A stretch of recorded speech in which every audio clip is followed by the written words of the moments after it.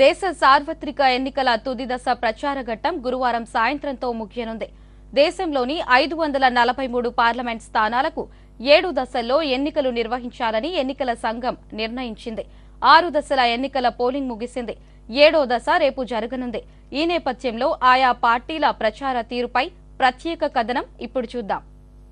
ఈసారి అధిక సంఖ్యలో పార్టీలు అభ్యర్థులు ఎన్నికల బరిలో నిలిచారు. దీంతో అన్ని పార్టీలు ఈ ఎన్నికలను ప్రతిష్టాత్మకంగా తీసుకుని ప్రచారం చేశాయి.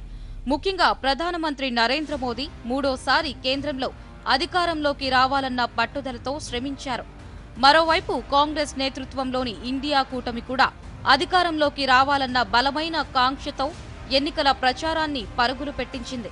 లోక్సభ ఎన్నికల ప్రచారం గురువారంతో ముగిసింది.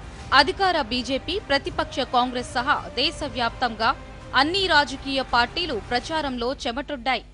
400 ఎంపీ సీట్లు గెలుచుకోవాలని లక్ష్యంగా పెట్టుకున్న బీజేపీ నేతృత్వంలోని ఎన్డీఏ కూటమి లక్ష్యానికి తగినట్లుగా శ్రమించింది. ముఖ్యంగా ఎన్డీఏ పక్షాల తరపున ప్రధానమంత్రి నరేంద్ర మోదీ దేశవ్యాప్తంగా సుడిగాలి పర్యటనలు చేశారు. తనదైన శైలిలో ఎన్నికల ప్రచార సభలో ప్రసంగించి ఎన్డీఏ కూటమి పార్టీలో జోష్ నింపారు.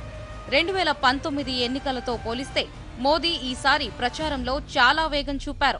తాజా లోక్సభ ఎన్నికలలో ప్రధానమంత్రి నరేంద్ర మోదీ 200కి పైగా సభలు, రోడ్ షోల్లో పాల్గొన్నారు.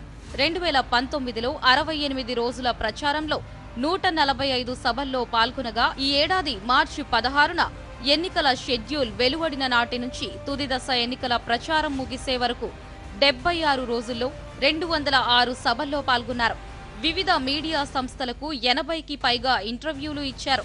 400కు పైగా సీట్లలో విజయం సాధించి 2024లో మళ్లీ మూడోసారి అధికారం చేజిక్కించుకోవడానికి తీవ్రంగా శ్రమించారు.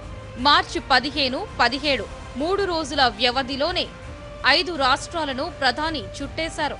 ఎన్డీఏ అభ్యర్థుల పక్షాన ప్రధానమంత్రి నరేంద్ర మోదీతో పాటు కేంద్ర హోంశాఖ మంత్రి, బీజేపీ అగ్రనాయకులు అమిత్ షా, ఆ పార్టీ జాతీయ అధ్యక్షులు జగత్ ప్రకాష్ నడ్డా, పలువురు కేంద్ర మంత్రులు విస్తృతంగా ప్రచారం చేశారు. ప్రధానంగా దేశ భద్రత, దేశ అభివృద్ధి, మత ప్రాతిపదికన రిజర్వేషన్ల కట్టడి, పౌరసత్వ సవరణ చట్టం అమలు, అవినీతిపై పోరాటం, నిరుద్యోగులకు ఉపాధి, ఉద్యోగాల కల్పన, దేశంలో సౌరశక్తి వినియోగానికి ప్రాధాన్యం వంటి అనేక కీలక అంశాలను ఎన్నికల ప్రచారంలో ప్రస్తావించారు. ఎన్డీఏకు ధీటుగా కాంగ్రెస్ పార్టీ నేతృత్వంలోని ఇండియా కూటమి విస్తృతంగా ప్రచారం చేసింది. కాంగ్రెస్ పార్టీ జాతీయ అధ్యక్షులు మల్లికార్జున ఖర్గే, ఆ పార్టీ అగ్రనేతలు రాహుల్ గాంధీ, ప్రియాంక గాంధీ సహా పలువురు నాయకులు దేశవ్యాప్తంగా ఆయా దశల పోలింగ్కు అనుగుణంగా విస్తృత ప్రచారాలు చేశారు. తాము అధికారంలోకి వస్తే ప్రతి పేద కుటుంబానికి ₹1,00,000 ఇస్తామని, రాజ్యాంగాన్ని పరిరక్షిస్తామని హామీలు గుప్పించారు.